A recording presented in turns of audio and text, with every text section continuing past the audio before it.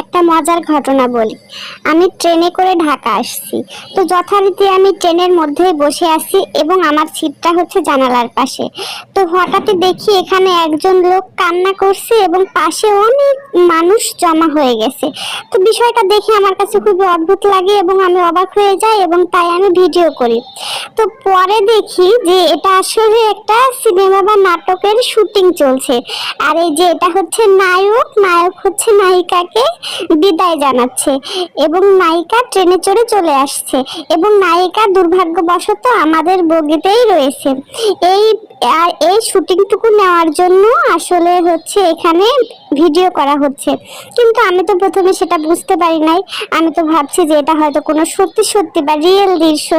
শুধু আমি নয়, আমাদের ট্রেনে আমার বগিতে অনেক মানুষই পরে এটা নিয়ে বলা বলি করছিল যে তারাও হয়তো আমার মতো ভাবছে যে এটা কোনো রিয়েল দৃশ্য।